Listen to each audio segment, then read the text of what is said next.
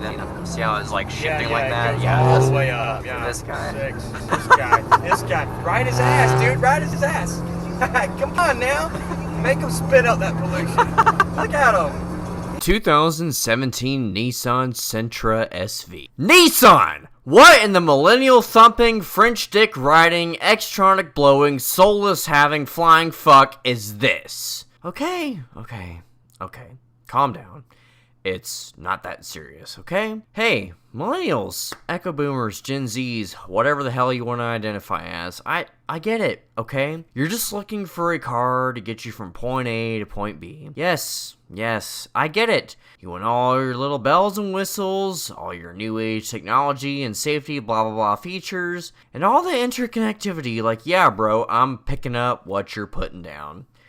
And you're looking for something that's not quite a mid-sized sedan, so you're opting for the compact market. So, the Honda Civic. Yeah. You're too good to be seen in a Honda because that's what fuckboys drive! So, okay, what about a Toyota Corolla? Those are good cars, right? Well, you know what they say, if it talks like a duck, walks like a duck, then it probably isn't a swan, so, nope! So, what else could you want? A Hyundai Elantra? Well, that car has more haters than motivators, so no, that just won't do. What about a Nissan Sentra? Sure, if that floats your boat, then give it a shot, I guess. Nissan, come on, buddy. What happened to you? You go into a merger with some pommes frites, and 18 years later, this is the best you can muster up? I mean, really, are you juking yourself out these days? Alright, so like I've done with the Toyota Corolla, here is the second review I've done on a Nissan Sentra. What a special little cupcake this is for another episode of CaReviews Season 3, Honey, I Shrunk the Car Company. So, what we have here is a 2017 Nissan Sentra SV. What does SV stand for? Special value, I guess, but I'm not really sure where you'll find it here. This is also known as the B17 Sentra, which was introduced in 2012 for the 2013 model year, and was sold until the 2019 model year here in the United States. For any of my international viewers, this car is sold as the Nissan Sylphy or the Nissan Pulsar. And for some really odd fun fact, this generation Sentra is also sold in China as the Venucia D60, which is a subsidiary of the Dongfeng Nissan joint venture company. Well, like that B15 Nissan Sentra I did a review on, it looks like some things never change, Nissan, like cross-vehicle platform sharing. I guess that's what you get for sticking with the times. 2017 Nissan Sentra SV. It's the official car for Uber, Lyft, Turo, and your one friend from high school who had his Bavarian motor worker demolished by some half-brained fuckstick. Is a Nissan Sentra better than a Toyota Corolla? No. Is a Nissan Sentra better than a Honda Civic? No. Is the Nissan Sentra better than a Mazda 3? No. Is it better than a Kia Forte or a Hyundai Elantra? Absolutely not. Is the B17 Nissan Sentra better than the B15 Nissan Sentra? Yes it is. But that's really about it. In the 11 years that has passed since the 2006 Nissan Sentra Special Edition, the 2017 Sentra SV is a huge improvement in almost every single way except for the transmission, which is what? A CVT! Junk!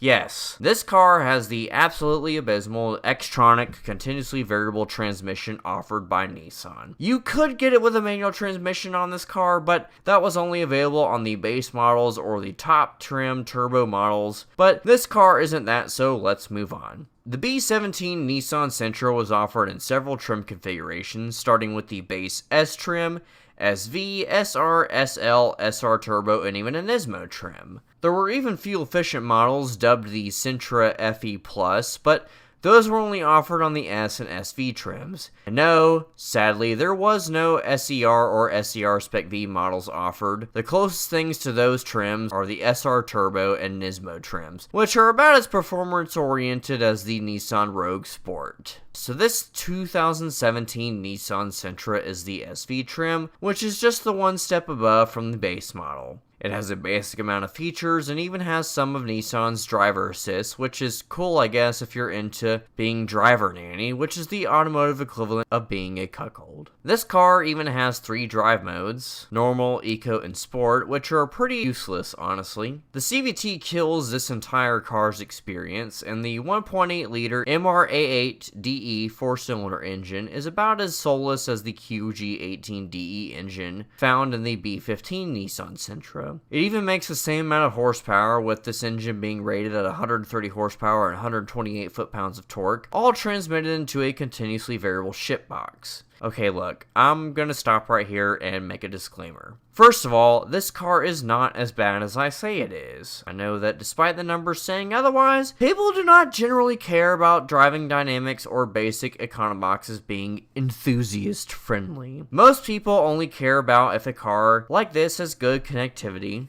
and good fuel economy. Does this car offer those things? Yes.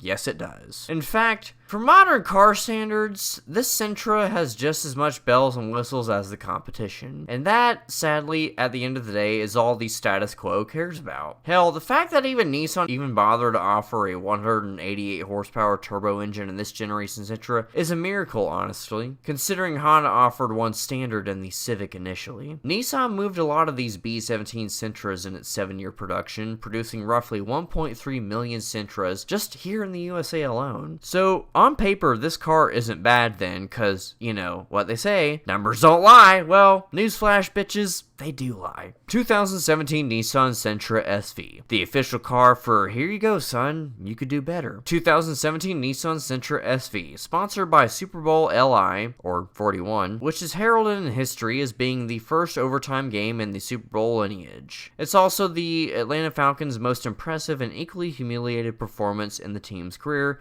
which kind of sums up this car in general. 2017 Nissan Sentra SV. For when you've graduated from trade school and you need something to transport you to undergrad. Have you or a loved one suffered recently from the recent course of events due to COVID-19? Well, you may be entitled to some compensation in the form of being abstinent. Remember, children, only you can be quarantined for as long as you need. Remember to maintain your social distance from car enthusiasts, as all they want is fun, not safe cars for you and your peers. Maintain the status quo and support Carlos Ghosn by buying a Nissan Sentra.